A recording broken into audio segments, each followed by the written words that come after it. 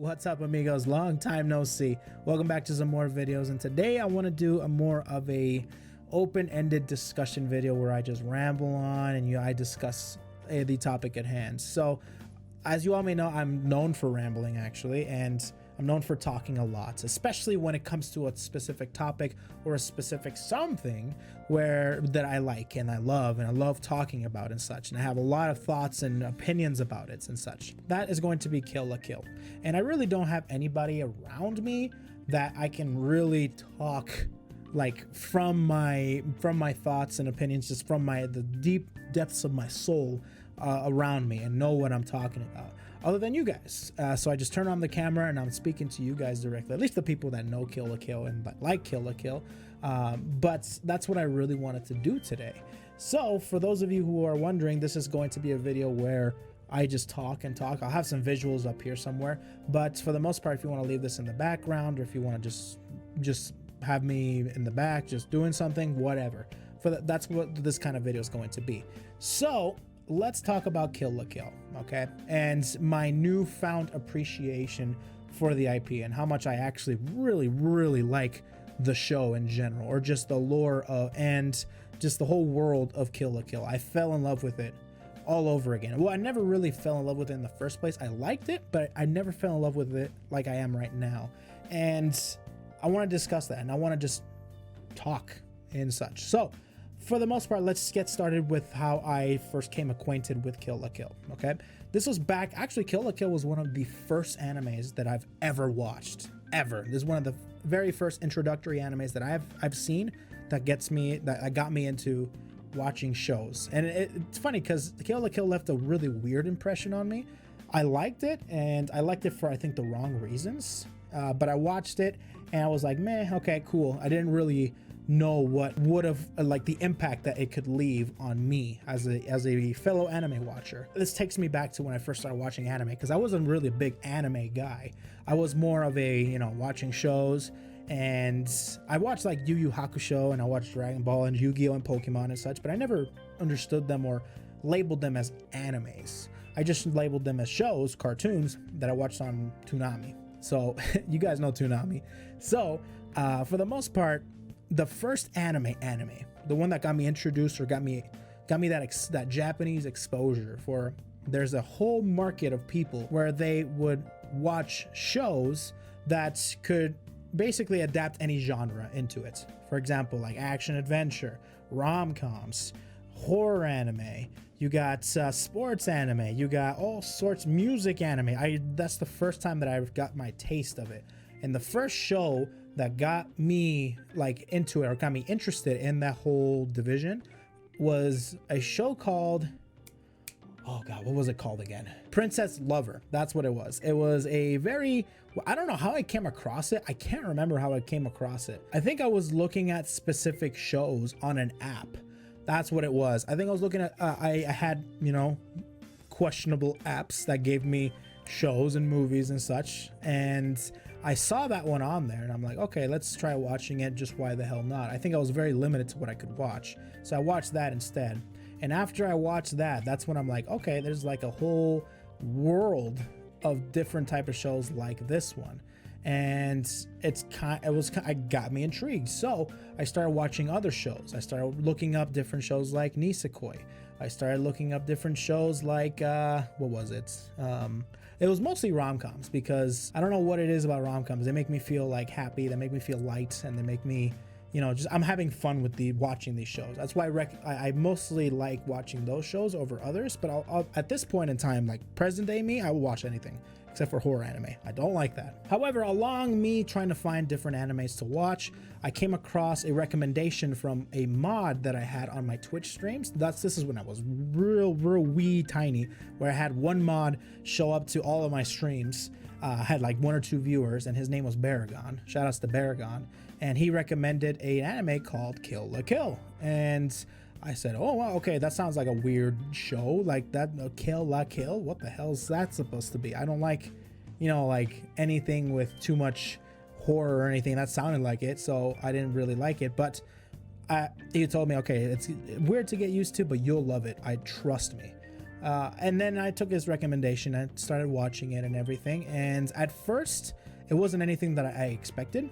And at first as well, I didn't really like Trigger's animation, or I couldn't appreciate for what it was and how beautiful all the animations and how simplistic specific scenes can be, and then how detailed some other scenes can be. That's what I love about Trigger animation. They know where to put their emphasis, and I really like that about Kill la Kill. Anyways, for the most part, I didn't really like it too much. It kind of took me a long time to go through that anime. I watched like up to episode 4 or 5, you know, that episode where they have that day of school where they have all the normies show up late and they put obstacle courses in front of them and they have to make them late, or if not, they're expelled. So I watched until then, and I came back months later and I finished it, and it took me a long time to get used to. That's for damn sure. And at that point, I'm like, okay, I liked it. The fight scenes were pretty cool. The characters were actually pretty cool too. The music was amazing. I did love the music. The music has always been spot on. And I liked it. It left an interesting impression on me, because at the end, I'm like, I liked it, but it was really weird because, you know, at the end, you know, it's all about like clothes and just like them being part of you, and you know, there's a lot of nakedness, like really weird nakedness. It's like, I don't know, it's very hard to explain how I was feeling back then. However, nonetheless, that led me to finding other shows and other things like that. Fast forward a couple years later, and I really have forgotten about Kill la Kill at that point, and that's when they had the announcement for a new Kill la Kill fighting game. And at that time, of course, I'm doing this and I'm playing fighting games and I'm entertaining people, so I'm like, let's do it. I've watched Kill la Kill, I liked it, and let's see what it's about. And it turned out to be a 3D arena fighter, and it looked beautiful. It had the same animations as Guilty Gear and such, the Team Red animation, of course, and it had a really interesting look to it, and that fits the Kill la Kill aesthetic. Then Evo 2018 happened because they had the demo there where you can play as Satsuki or Ryuko on the booths at the Arc System booth. Shout outs to the Arc System booth. And I played with a bunch of my amigos. Shout outs to Crazy Ape, of course, Jacob, of course, Rizzy. Shout outs to Rizzy, if you guys know him. We played Kill la Kill all together. It was really, really fun. And I actually started to like it. And before then, I really didn't play any 3D arena fighters at all. The last one that I actually thoroughly enjoyed and loved, was Dragon Ball Z Tenkaichi for the PS2. My god, that's a nostalgic title. Nonetheless, I actually really liked the gameplay and such, which I didn't expect to like. But the combination of the very pretty visuals, the pretty aesthetics, and also the really cool gameplay, it was able to kind of spark another interest in me for Kill la Kill. So I decided to start covering the game, and I started to follow it as much as I could and start to cover it, trying to bring as much exposure as possible. And then as time went on, more characters were revealed, more information showed up about the game, and it was really, I feel really bad about it, and I feel like I should have done a better job at covering the game, because I really did want to cover it. Like, I had a plan. However, once they announced the full entire roster for the game, that's when I kind of really started to take interest again, and started to cover it as much as I could as well. And for the most part, it was really cool because we were able to see all the characters that were revealed at the same time, like Nonon, Sanagayama, Gamagori, Ragu, or Ragu, I like to call her. What is her name? Nui, of course, Satsuki, dual wield Satsuki, all that good stuff. And of course, Mako. Like, what can forget, like, Fight Club President Mako. But nonetheless, once that came out, I wanted to cover as much as I could, and then the demo came out. And that came out very recently, like a week ago, and now it's free, by the way. If you guys didn't know, it's free, so you guys can download it right now on the PSN store for PS4, so you can play it right now if you want to, just to get that Kill la Kill craving off of your tongue. So for the most part, that's when I really wanted to rewatch the show, because one thing that the game does best is that it brings out what the show did best, in my opinion, and that's of course the characters. And they have mastered and perfected the characters by translating them from the show over to the game beautifully. They really took the time and started to see, all the different animations, the different gestures, the different things that they would say, and put them in video game format. And I really love that. So because of that, that really wanted, I just all of a sudden got this burning sensation that I wanted to watch the show. So I rewatched the show. And here's a segment where I'm going to talk about the Kill la Kill show and how it caught my attention, it caught my heart, it stole my heart, basically. So Kill la Kill, at first, like I said, I didn't have a huge appreciation for the art or for anything else. I like the music, I like the characters, and I like the fight scenes, okay? But after all these years, after watching a ton of anime after that first experience with Kill la Kill, I actually watched another Trigger show, another Trigger Studios animation show, which was Gurren Lagann. And that show was really, really good. I really like that show. I don't usually watch mecha animes. I actually hate mecha anime. But that one in particular, I really like a lot. So after watching that, after watching a whole bunch of other shows, and I'm more of an experienced anime watcher, if I can call myself that, I really loved how they did Kill la Kill. There's a certain thing to Trigger Studios animation that I absolutely love. And man, I was hooked from the first episode. And I don't know what happened. I don't know if it was just a combination of me wanting to watch the show, playing the game, and also just like knowing what's happening, but also like paying attention to other details other than the story, because I knew it was going to happen essentially. Well, briefly, because I didn't remember everything. However, I started to pay attention towards other things, like the different animation that they put into these characters, the different archetypes, the type of character development that they added to a lot of these characters, of course, the different smaller little arcs that build up to a bigger arc at the very end. And you know what I'm talking about. So all those different factors made me want to watch Kill la Kill more and more the more I started to watch. And I ended up watching Kill la Kill, the whole 24, 25 episodes in one sitting. That's right. For a whole day, I had no life. A whole day, man, from morning to evening, nothing but Kill la Kill. And I was engrossed. I was addicted. I was stuck to the screen, and I loved it. I loved it. I found this new appreciation towards the show and the world, and I wanted to talk to you guys about it. And this brings up a very interesting question that I've been getting a lot, and that was, would you want to watch the show if you're gonna play the game? Okay, and number one, I'll answer straight up, just a very short version of it. No, you don't have to watch anything to be able to play a video game, especially a fighting game. However, if you want to get the option to have a show that you will have a ton of fun watching, I mean a ton of fun watching, one of my favorite shows by far, just solely because of how happy it made me and how feel good it made. I don't know, it explores a lot of really cool different topics as well, but at the same time having this really cool, funny,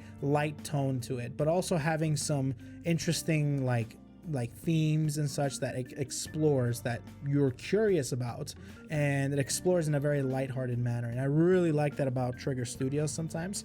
Of course, I haven't watched all of their shows, but they always have like this form of animation to make you happy and make you smile somehow, due to the fact that they have like these radiant, bright characters that really just sell the show. And to be honest, that's exactly what sells the show. The story starts off pretty whatever in the beginning. Like I said, it has some pretty interesting points where it has smaller arcs, and to build up to like a greater arc that turns out to be a freaking crazy fest.